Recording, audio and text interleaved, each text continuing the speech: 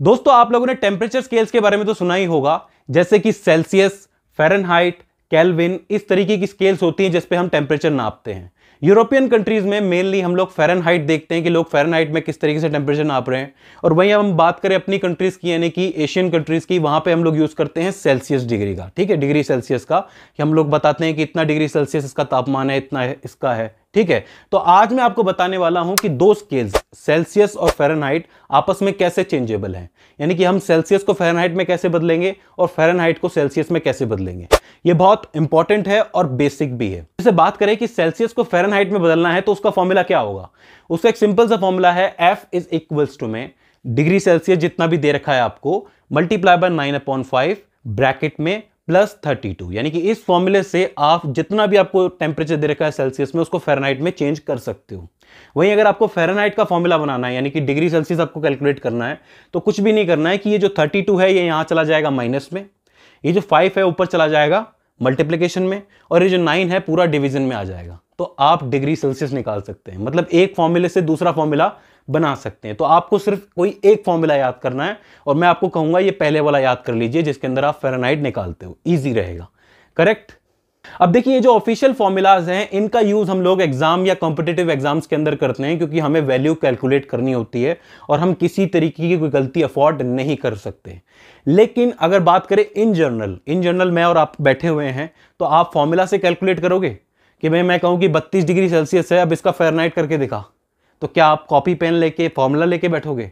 Well, इसका एक quicker formula भी है जिसका आप यूज कर सकते हो बैठे बैठे। जैसे कि आपको चेंज करना है डिग्री सेल्सियस को फ़ारेनहाइट के अंदर, ठीक है, कैसे करेंगे? सिंपल है कि ये जो डिग्री सेल्सियस है इसमें आपको मल्टीप्लाई करना है 2 का और 30 जोड़ देना है। फिर से ये जो आपका डिग्री सेल्सियस दे रखा है इसको 2 से मल्टीप्लाई कीजिए और उसको 30 जोड़ दीजिए। जैसे कि हमें 12 डिग्री सेल्सियस को चेंज करना है, तो इस फॉर्मूले से कैसे करेंगे? 12 मल्टीप्लाई बाय 2 यानी कि 24 प्लस 30 मतलब 54 डिग्री फ़ारेनहाइट। सीधे सीधे हो गया, 2 से मल्टीप्लाई किया और 30 जोड़ दिया। लेकिन आप इस लॉन्ग फॉर्मूला से निकालने की कोशिश कीजिए एक बार इसको, तब वैल्यू क्या निकल के आएगी? 53.6 डिग्री फ़ारेनहाइट। आप इस तरीके से कैलकुलेट कर सकते हो इसको। आप देख सकते हो कि एक एरर आया है इस फॉर्मूले में और इस फॉर्मूले में। कितना एरर है? 0.4 डिग्री फ़ारेनहाइट का। तो ये है ऑफिशियल फॉर्मूला और ये है इनऑफिशियल फॉर्मूला, यानी कि हम जर्नली बात कर सकते हैं, ठीक है। इसी तरीके से और भी वैल्यूज ले लेते हैं, जैसे कि 16 डिग्री सेल्सियस ले लेते हैं, तो 16 मल्टीप्लाई बाय 2 32 प्लस 30 यानी कि 62 डिग्री फ़ारेनहाइट। ऑफिशियल फॉर्मूला से कैलकुलेट करोगे तो 60.8 डिग्री फ़ारेनहाइट निकल के आएगा। दोनों में कितना फर्क आ गया? 1.2 डिग्री फ़ारेनहाइट का, यानी कि एरर बढ़ गया। यानी कि जैसे जैसे आप डिग्री की वैल्यू बढ़ाते जाओगे वैसे वैसे इन दोनों वैल्यूज के अंदर एरर बढ़ता जाएगा, ऑफिशियल फॉर्मूला वाले में और क्विकर फॉर्मूला वाले में। याद रखिए जो क्विकर फॉर्मूला है वो इन जनरल यूज होता है, वरना एग्जाम में आपको यही फॉर्मूला यूज करना है, क्योंकि वहां हम गलती अफोर्ड नहीं कर सकते, ठीक है। इसी तरीके से अगर हम फ़ारेनहाइट को डिग्री सेल्सियस में कन्वर्ट कर रहे हैं तो उसका ऑफिशियल फॉर्मूला तो ये है जो मैंने आपको बताया है, डिवाइडेड बाय 9 है और मल्टीप्लाई बाय 5 है। इसका एक क्विकर फॉर्मूला भी बनता है। वहां पे हम क्या करते हैं कि 30 माइनस करते हैं, 30 डिग्री को माइनस करेंगे और डिवाइड करते हैं 2 के साथ। वहां पे क्या हो रहा था? 2 के साथ मल्टीप्लाई करके 30 डिग्री जोड़ रहे थे, यहां 30 डिग्री माइनस करके 2 से डिवाइड कर रहे हैं, ठीक है। देखिए इसको ऐसे समझ लीजिए कि जैसे ABCD आप लिखते हो, ABCD में जो C है ये डिग्री सेल्सियस है, F जो है फ़ारेनहाइट है, पहले कौन आ रहा है? C आ रहा है ना, तो मतलब C की वैल्यू कम रहेगी, और बाद में कौन आ रहा है? फ़ारेनहाइट आ रहा है, मतलब फ़ारेनहाइट की वैल्यू ज्यादा रहेगी।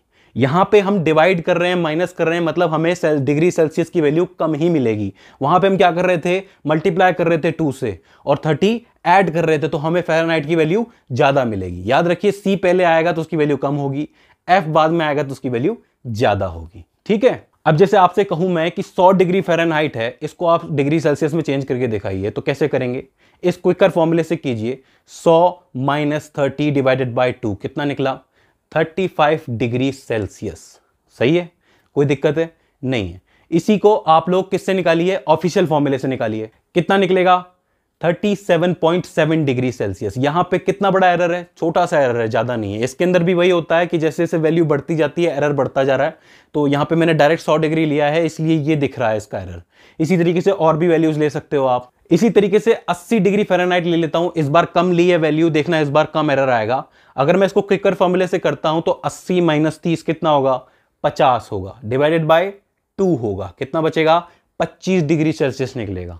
अब इसी को आप लोग सॉल्व कीजिए ऑफिशियल फॉर्मूले से, इस वाले से, तो वैल्यू क्या निकली, 26.6 डिग्री सेल्सियस। इस बार पिछले वाले से कम एरर आया है। क्यों आया है, क्योंकि हमने कम ली है वैल्यू, ज्यादा लेते तो एरर बड़ा आता। ठीक है, तो इस तरीके से आप देख सकते हो कि डिग्री सेल्सियस हमेशा हमें कम मिलता है और फ़ारेनहाइट हमें हमेशा ज्यादा मिलता है। एक बात हमेशा याद रखनी है, C पहले है तो वैल्यू कम आएगी, F बाद में है तो वैल्यू ज्यादा आएगी।